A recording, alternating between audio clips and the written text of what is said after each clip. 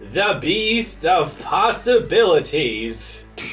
Of all the ways we can possibly character assassinate Char and bring about new type bullshit.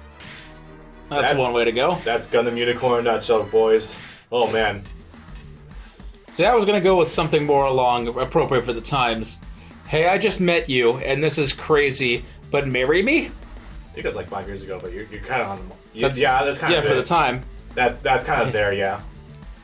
Oh man. Okay, boys. I met you a week ago. I told you that your family scares the piss out of me, and I literally hate you and want to kill you on the spot. But hey, let's get married. Yeah. I love you, Minerva. I love you, Audrey. I literally just met both of you 5 minutes ago. Man, I feel bad for her sometimes. They're both stalkers, unabashedly. One of them is just more of an incel than the other is. Yeah, that's certainly one way to look at it. Don't anyone ever tell you otherwise. Banazher is just as much of a stalker as Riddy is. Riddy is just a lot more forward about it.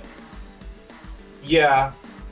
It's amazing how much Banana's outlook on life was altered just by meeting one single woman. Yep. Holy crap. Okay, boys. But we're getting ahead of ourselves. Welcome to Gundam Unicorn. Holy shit, is this kind of wild. Okay. This is what killed Gundam. This really set Gundam down the dark path, TM. Oh, alright.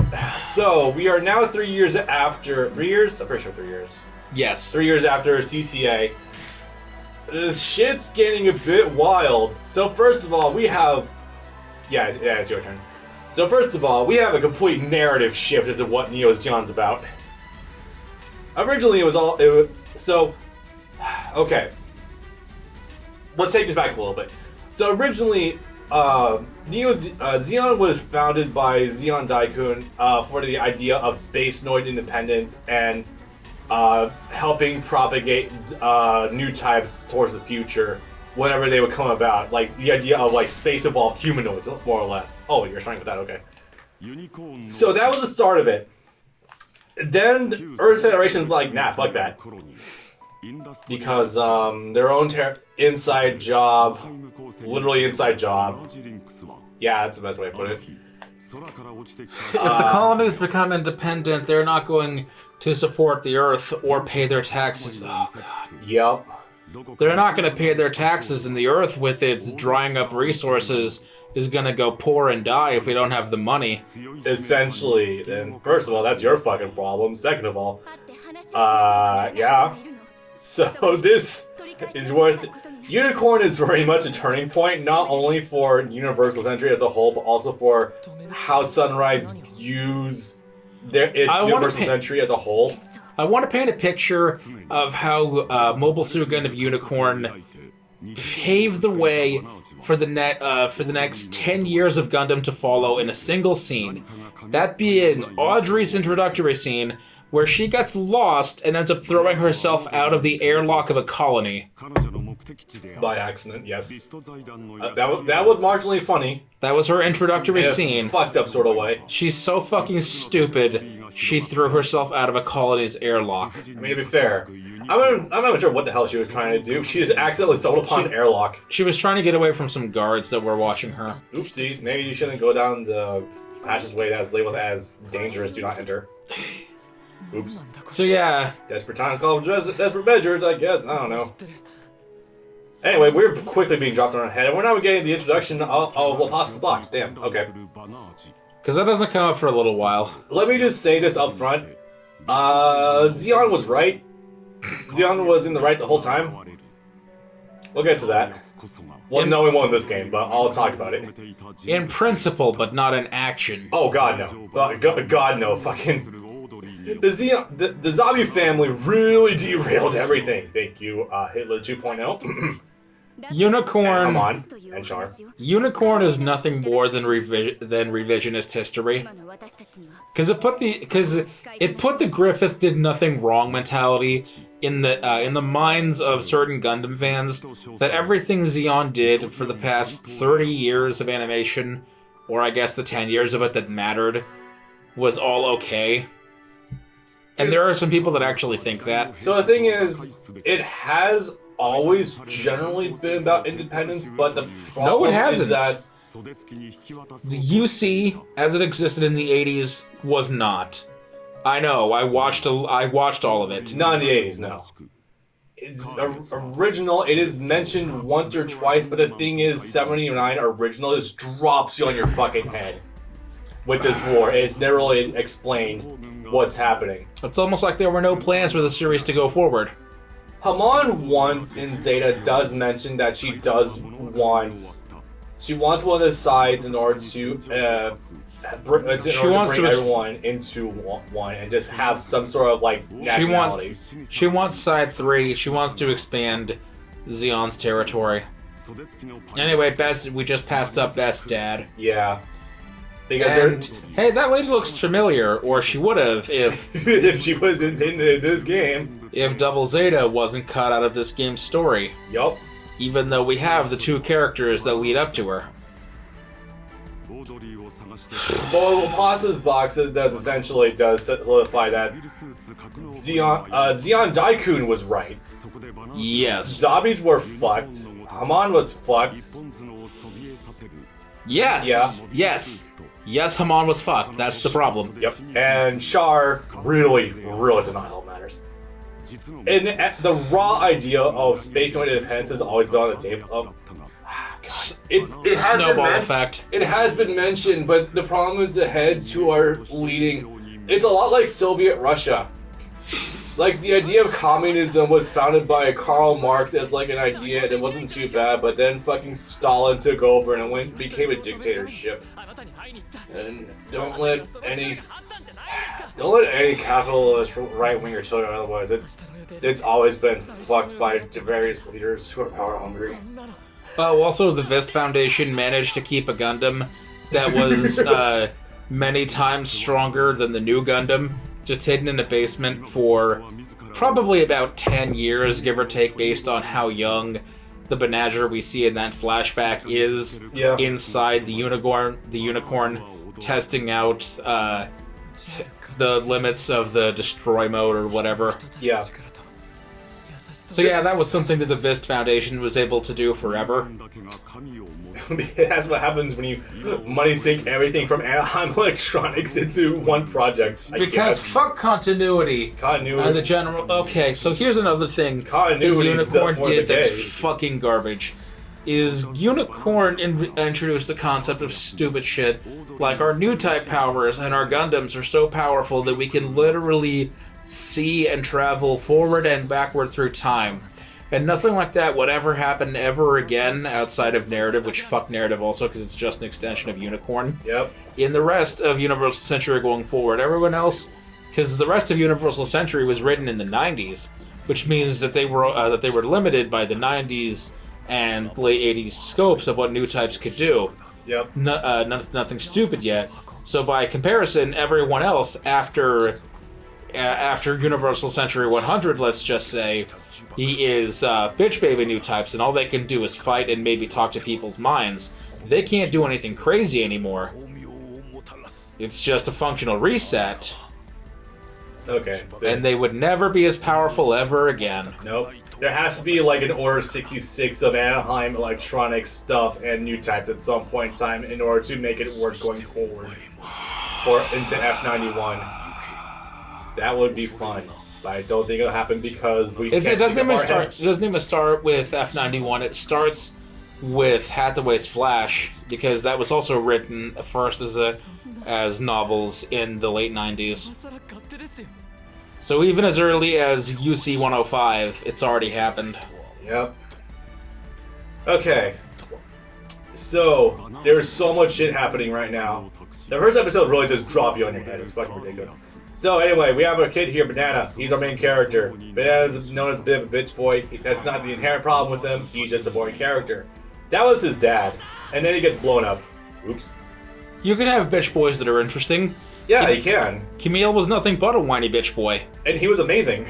But he was still cool, unique, and interesting underneath all that. He was fun. Like, the thing about Camille is that there's a point he's on screen that he's boring. Banana himself, like, he's not that much of a bitch baby. He actually gets over it pretty fucking quickly, but the problem is the fact that he just has no personality at all. Getting over something quickly is relative. That takes 4 of the OVAs, and that would have been like 3 years. So, Amuro's overcoming of his own personal demons is very stop and go. Camille's takes a while to get over. Like, it takes just it takes a few sit-down meetings with Best Dad, like around episode 10 for Banana to really come around. And I like that. But it still doesn't really improve them adapter anyway, because he's not very combative. Yeah. Excuse me. Anyway, Industrial 7 was being attacked by Londo Bell, so, yeah, Neo Zeon's going on the defensive, go figure. Zeon was attacking first, because they were trying to steal... to set up everything, Neo Zeon does still exist. The Earth Federation still has a vice grip over them. What their narrative right now, goddammit, is the fact that essentially things are really coming ahead with the political tensions between the two, and a war could potentially break out again, and in essence does. Where I really draw the fucking line with Gundam Unicorn, though, is it really drives home the sense of nationalism each side fucking has. Yep. The propaganda, the sense of pride of my nation, and everything like that, it really comes to a head, especially when they go back into space with Angelo on a captain. Oh god. Everyone turns into a one-dimensional fucking idiot, and any sort of redemption arcs for anyone is completely tossed out the window. The rebellion, the coup d'etat on the ship is actually funny, though. It is marginally funny, but then it just derails itself. It's like, come on, guys. Oh no, everyone's completely stupid and whacked out of their fucking minds, but... Oh boy, here we go. And then the whole thing about the Unicorn being made to kill Newtypes, but it's not really made to do that, even though it's exclusively made to do that. What the fuck ever? Radical take. I actually preferred the base mode of Unicorn before the NTD comes out, because I actually like the elegant minimalism take. I think the red highlights kind of ruin that. I respect your opinion, and I definitely see the merit in that, but I personally like the red glowing stripes of it and how it transforms. That's just me, though. I think it looks really cool in the more traditional, kind of look with NTD activated. Because see, the thing is, the pure white is actually following up on one of Tomino's visions for the RX-78 that of course was never allowed, because how are you going to sell a toy that's just white or just gray? You need to put some red, some blue, and some yellow on it, so it looks like a toy so that it actually sells. You can't sell a toy that's just white. No one will buy that. Side note, that thing actually does appear in Build Fighters. It's called the RX-781, the prototype to the RX-782 that we're used to in Double 79. And it would sort of get its heyday in Mobile Suit Gundam Age with the GXs, the G-Bouncer, and the Gundam Age 2 White Wolf. So yeah. They would eventually adopt that idea 30 years later, but yeah, I just like the idea. I think it's really damn cool, and it's a shame that they never actually followed up on it proper in UC. Oh, I think it's cool. I'm not denying that. I just think that it needs more highlights for it to not just be completely one tone. If it was like a harder shade of white, then sure, but that's just me anyway. Ooh, I got cool. Yep. Voice. Okay. Oh god, Unicorn. Whoa, go with this. The dub is really unique and interesting by virtue of being the first NYAV Gundam dub, which means they were able to do cool things like have Sean Schemmel here as a number of background characters. I think he's one of the first voices you hear. No, he might actually be the first voice you hear, because the opening scene is actually in the college classroom with the college classroom that's in the colony that's for some reason is rotating, so you have kids watching this class at an actual 90-degree angle. Yeah, it was hilarious. Sitting on the wall. I'm like, okay.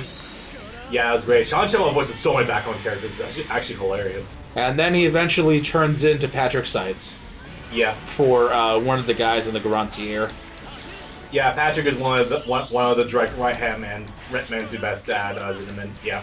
But he wasn't always. He was Sean Schemmel for the first 3 OVAs, and then he became Patrick Seitz. Was he? I don't remember that. I thought he was one of the other guys. Hell. There's a lot of Sean running around in the OVA, that's for damn sure. Hearing him say, "Glory to Xeon," is something else. Yeah. Tell me about it. I had something I was going to talk about. Shit. The new type destroy mode before I went off. Yeah, the new type destroy. Personally, I'm not saying I dislike Unicorn. I just think that the NTD activation makes it just look that much better. Personally, anyway. And then when he finally has his new type awakening, it starts glowing green. It starts glowing with Mountain Dew. He's got his gamer fuel. He's got his radioactive gamer soda. It really fucking becomes Star Wars after a while. With green is meant to denote like wisdom and shit. Fuck off. It really, yeah, it really does point down to a lot. I like how you mentioned that the Nail Argama exists despite not having a Nail Argama model in this game, but having the original Argama model. Fuck you and your laziness. Well, hey, who is this really strange-looking blonde man who looks like he's walked out of the 1600s? And why does he have a rat face? Yeah, that's really strange. So this man is full frontal. Does he look familiar? Nope. No. I've never seen this man before in my life. Fuck off. And that name is actually not meant to be sexual. Nope, it's not actually. It's meant to be a sort of tongue-in-cheek reference to being like Stark and Bear. No, it's meant... I think it's meant to be a reference to becoming a vessel or something.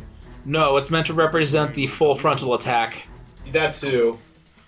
It really could be a reference to both. I don't think they really have either one direction in mind, honestly, but it's whatever.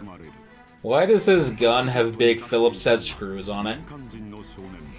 Yeah, that's the only way to get to the ammo belt. Are they rotating? Is it like a minigun? It is a minigun. It's two miniguns, in fact. Look at my transformed. Christ. And here's Ride.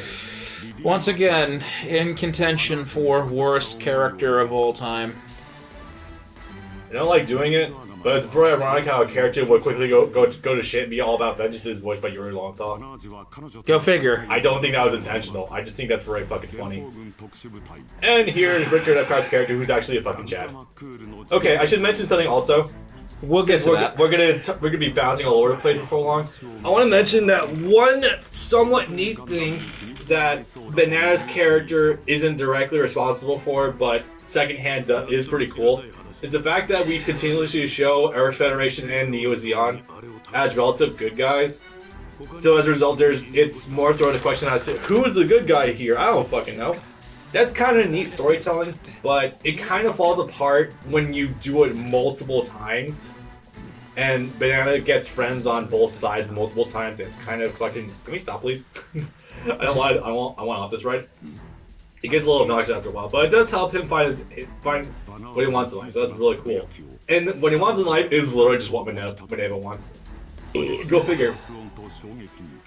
Oh yeah, because they spoil it really quickly and without ceremony. Yeah, Audrey is Banana Zabi. Yeah, that gets kind of mentioned in the very first episode. You may remember Minerva as the daughter of Dozo Zabi, the Giga Chad of a man. That's cool.